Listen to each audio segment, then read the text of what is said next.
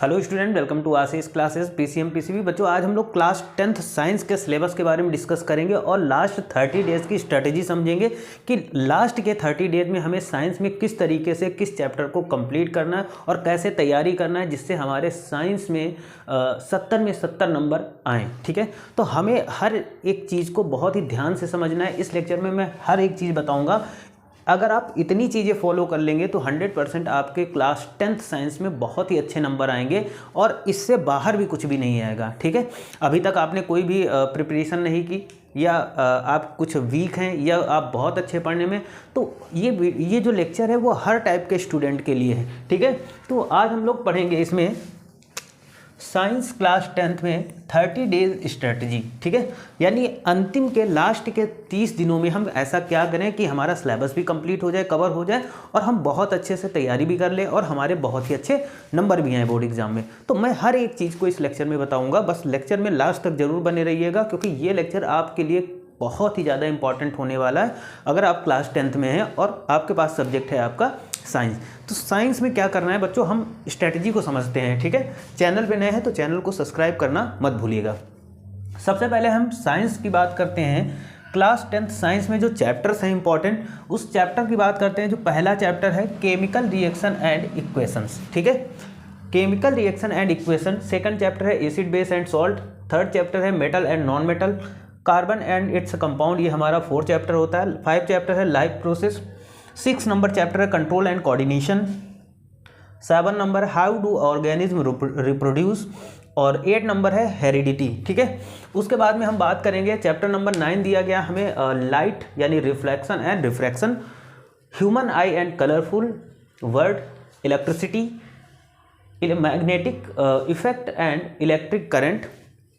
Next chapter है our environment. तो ये चैप्टर 13 चैप्टर है जो कि हमारे क्लास 10th के साइंस के सिलेबस में है और इनमें मैं आपको बहुत अच्छी स्ट्रेटजी बताने वाला हूँ। सबसे पहले देखो बच्चों, आपको क्या करना है कि लास्ट 30 डेज में आपको एक अपना सबसे पहले क्या करना है, इन चीज़ों को नोट करके और अब जहाँ आप पढ़ते हो, जहाँ पे आपकी टेबल हो यानी जहाँ पर आप डेली बैठ के घर में पढ़ते हो, वहाँ पर ये चैप्टर सबसे पहले आप नोट करके अपने आगे वहीं पर पेस्ट कर लेंगे। इसमें क्या करना है बच्चों, सबसे पहले हमें जैसे फर्स्ट चैप्टर है कि केमिकल रिएक्शन एंड इक्वेशन, हमें क्या करना है, इसके लिए मैंने आपको दिया है 2 दिन, यानी 2 दिन में ये चैप्टर आपका फिनिश हो जाना चाहिए।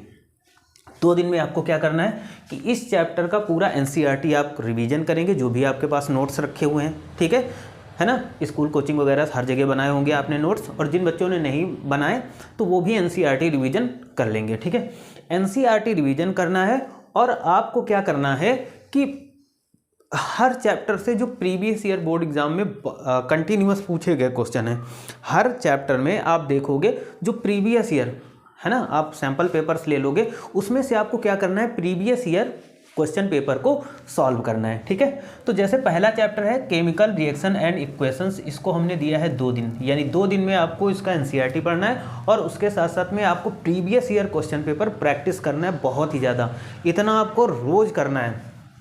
ठीक है, उसके बाद में एसिड बेसिस एंड सॉल्ट, ये चैप्टर, इसको भी आपको 2 दिन में NCERT revision plus previous year PYQ question आपको रिवाइज करना है। ठीक है, इसी तरीके से मेटल एंड नॉन मेटल को भी आपको 2 दिन में कंप्लीट कर लेना है। कार्बन और इट्स कंपाउंड, उसको भी आपको अप्रॉक्स 2 दिन में कंप्लीट कर लेना है। ठीक है, और लाइफ प्रोसेस, ये थोड़ा सा लेंदी चैप्टर है तो इसको आपको 3 दिन में कंप्लीट करना है। इसको आप कंप्लीट करेंगे मतलब 3 दिन में आपको क्या करना है, एनसीईआरटी रिवीजन मारना है और रिवीजन के साथ साथ में इस चैप्टर से जो बार बार प्रीवियस ईयर क्वेश्चन जो बोर्ड एग्जाम में कई बार रिपीट हुए हैं, उन क्वेश्चंस को आपको बार बार प्रैक्टिस करना है और वो भी प्रैक्टिस कैसी, लिख लिख करके प्रैक्टिस करना है। ठीक है, रिटर्न प्रैक्टिस करना है।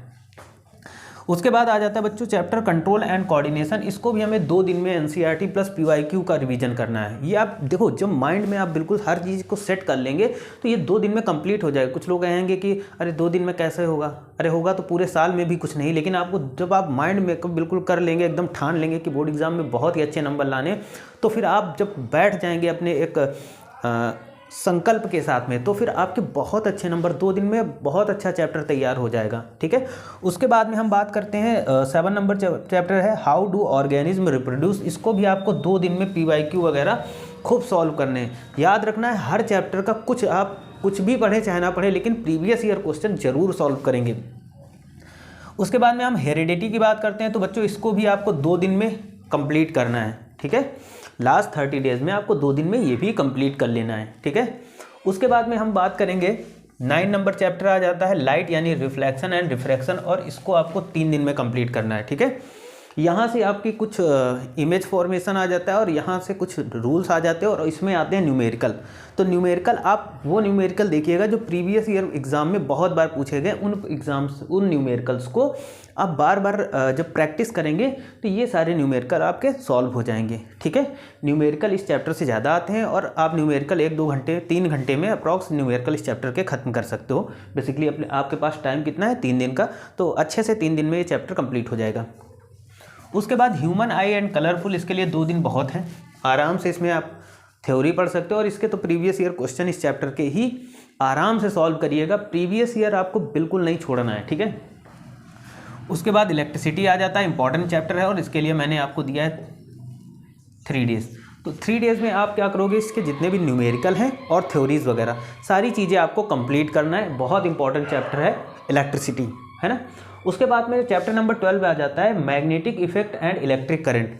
तो मैग्नेटिक इफेक्ट और इलेक्ट्रिक करंट को हमने दे दिया यहाँ पर, कितना दे दिया है, 2 डेज़, है ना।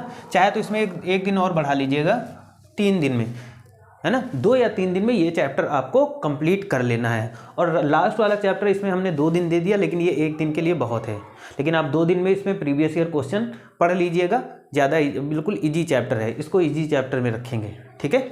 तो इसको भी आपको पढ़ लेना है और उसके साथ में फिर आपको क्या करना है, देखो जितने भी चैप्टर आपको दिए गए इन सभी चैप्टर्स के आप कुछ मत करिएगा, लेकिन इनके प्रीवियस ईयर जो बार बार क्वेश्चन पूछे गए हैं उन क्वेश्चन को हर चैप्टर से 10-15 क्वेश्चन आप तैयार कर लीजिएगा और उससे बाहर आपका कुछ भी नहीं जाएगा, ठीक है।